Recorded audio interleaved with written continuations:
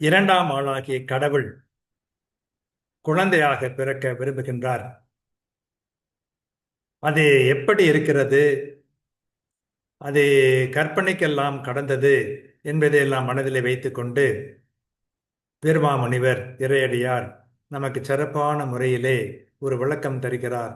அதனை நாம் இன்றைய செயலிலே பார்க்கிறோம். நூல் நெறி வழங்கா வண்ணம் நுதலிய கருணை சால்வில் சூழ்நெறி நரதேவு ஆகி தோன்றிய பின்னர் எந்தை பால்நெறி பெருகும் என்ப பரவினா மூல்கள் தந்து வான்நெறி வழங்கும் தன்மை மண்ணிடை வழங்கான் கொல்லோ என்று அவர் மகிழ்வினை படலத்திலே கேள்வி எழுப்புகிறார். அதனுடைய பொருள் என்ன? சொல்லுக்கு சொல் விளக்கம் தருகிற ஒரு பொழிப்புரையை இங்கு பார்க்கிறோம்.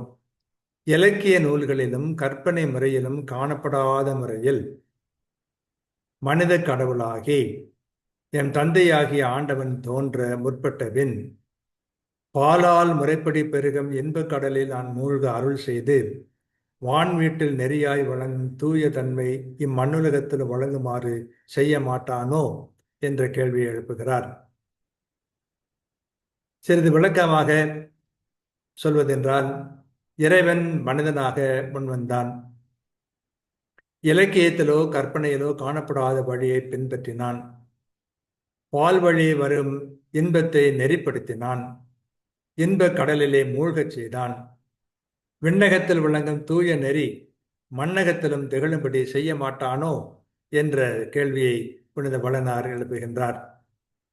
நூநெறி வழங்கா வண்ண நுதலிய கருணை சால்வில் சூநெறி நரதேவாகி தோன்றிய பின் வெந்தரந்தை வானெறி பெருகும் என்ப பரவினா மூழ்கள் தந்து வானெறி வழங்கும் தன்மை மண்ணிடை வழங்கான் கொல்லோ என்று அந்த செய்யுளை இறையடியார் வீரமாமுனிவர் அமைத்து தருகின்றார். இந்த பாடலிலே இறைவன் மனிதனானார். ஆனால் நம்முடைய கற்பனைக்கு எட்டாத ஒரு முறையிலே அதை செய்து முடித்தார்.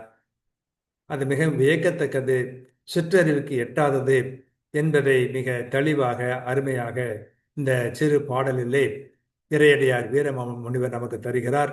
அதனை நாம் சுவைத்து மகிழ்கிறோம். வாழ்க!